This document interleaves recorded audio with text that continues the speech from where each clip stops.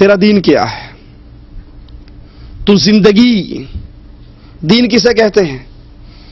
کچھ لوگوں نے مولویت کا نام دین سمجھا ہوا ہے کہ مسجد میں آؤ تو مسجد میں آنے کے بعد بس آپ اللہ رسول کے پابند ہو، اور مسجد سے نکل گئے تو اللہ رسول کی پابندیوں سے بھی نکل گئے۔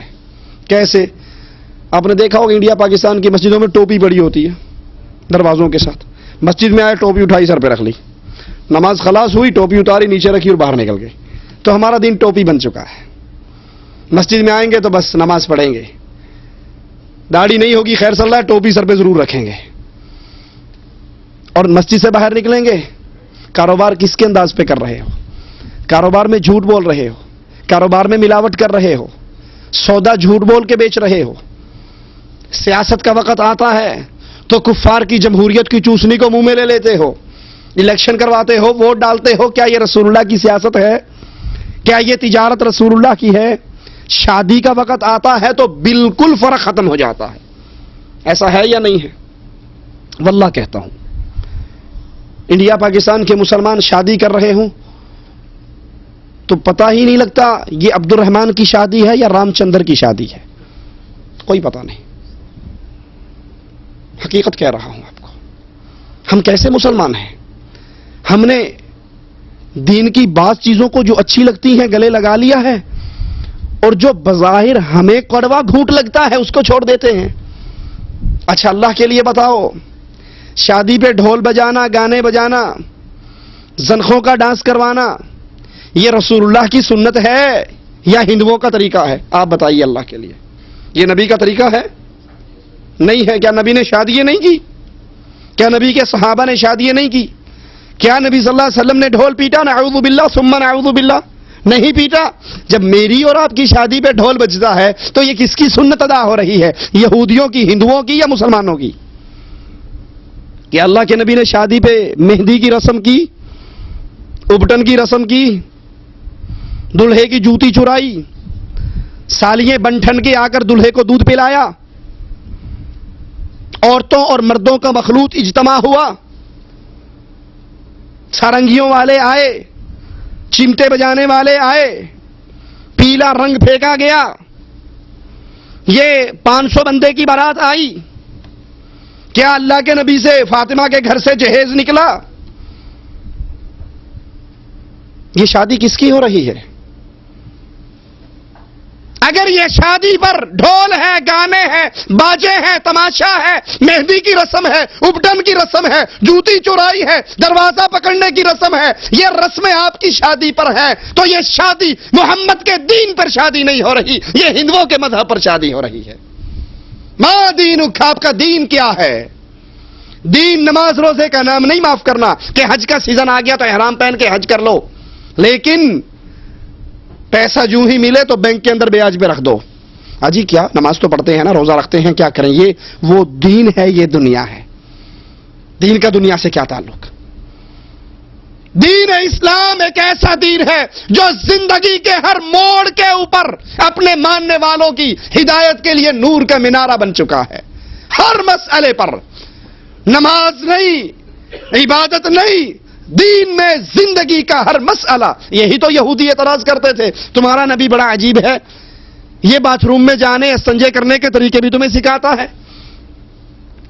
دین کسی مسئلے کے اندر اپنے ماننے والوں کو پیاسا نہیں چھوڑتا، وہ شادی ہو، وہ بیاہ ہو، وہ طلاق ہو، وہ تجارت ہو، وہ سیاست ہو، وہ زندگی کا کوئی مسئلہ ہو، اسلام اپنے ماننے والوں کو حکم دیتا ہے تم نے اس دین پر عمل کرنا ہے، اس نظام پہ عمل کرنا ہے جو اسلام ہے۔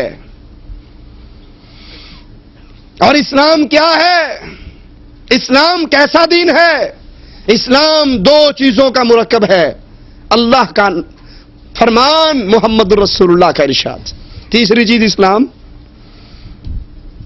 اپنی بات سمیٹتا ہوں، یہ مثال دیکھیے آپ کو۔ خالص دودھ کب تک خالص رہتا ہے؟ جب تک وہ اسی کنڈیشن میں رہے جس میں بھینسوں کے تھنوں سے نکلا ہے۔ کوئی گویا دودھ والا یہ کہے، گوالا آپ سے کہے صاحب آپ نہیں جانتے میں اپنے دودھ کے اندر مکہ شریف سے لایا ہوا زمزم ملا کر بیچتا ہوں، کیا خیال ہے؟ آپ کہو گے بڑا اچھا کام کر رہا ہے یار، کہو گے چوٹی کا فراڈی ہے، لوگوں کو دھوکہ دے رہا ہے زمزم کے نام پہ۔ بے شک تو نے زمزم ملایا ہے، دودھ اصلی، دودھ تو 2 نمبر کر دیا نا، دودھ تو ملاوٹی کر دیا، نلکے کا پانی ڈالا یا زمزم کا پانی ڈالا، دودھ اصلی نہیں رہا۔ اصلی اسلام کیا ہے؟ قال اللہ وقال الرسول، بس اس کے آگے کچھ نہیں۔ اللہ نے یہ کہا، رسول اللہ نے یہ کہا، نہ تیسری ذات ہے، نہ تیسری بات ہے، نہ تیسرا کلام ہے۔ اور جب ہم اللہ رسول کے فرمان میں سیاست لیتے ہوئے یہودیوں کی ڈالیں گے، کاروبار کرتے ہوئے بنیوں کا ڈالیں گے، نکاح شادی ہندوؤں کی ڈالیں گے، تو کیا خیال ہے یہ دین اسلامی رہے گا؟ یہ دین خالص رہے گا؟ یہ دین ملاوٹی ہو جائے گا۔ اللہ کے لیے اس دین کو ملاوٹی نہ کیجیے۔ قبر میں سوال ہوگا، تمہارا دین کیا ہے؟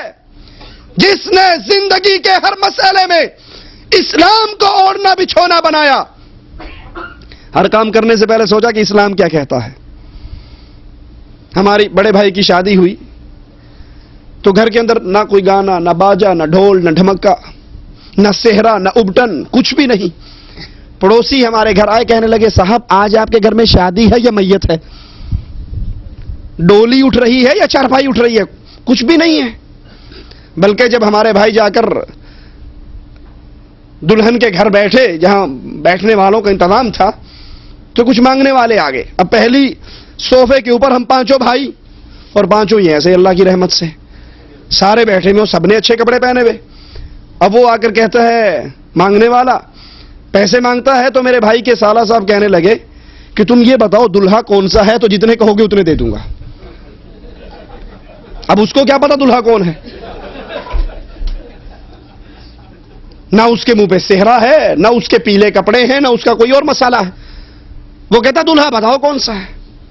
یہ تانے تو آپ کو ملیں گے کہ آج تمہارے گھر میں شادی ہے یا میت ہے، چارپائی اٹھتی ہے یا ڈولی اٹھتی ہے، لیکن مسلمان ہر کام میں دیکھتا ہے ساری کائنات ناراض ہو جائے، منظور ہے کائنات کا رب ناراض نہ ہو۔ اگر اللہ ناراض ہو گیا تو دنیا بھی گئی، آخرت بھی گئی۔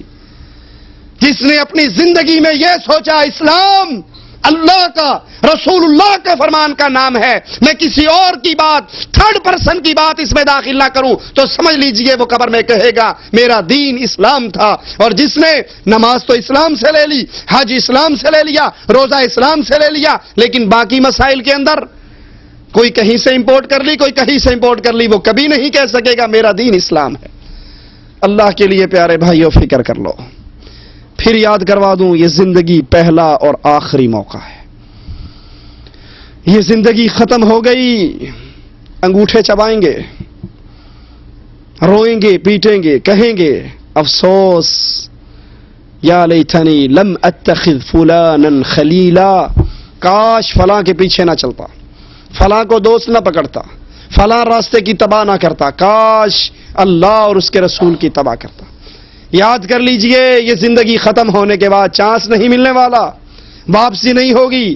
پھر اس جہان میں جو پاس ہو گیا وہ ہمیشہ کے لیے پاس ہوگا، جو فیل ہو گیا وہ ہمیشہ کے لیے فیل ہوگا۔ اللہ سے دعا ہے اللہ اپنی رحمت سے ہمیں ہمیشہ کی جنت والوں میں داخل فرما دے۔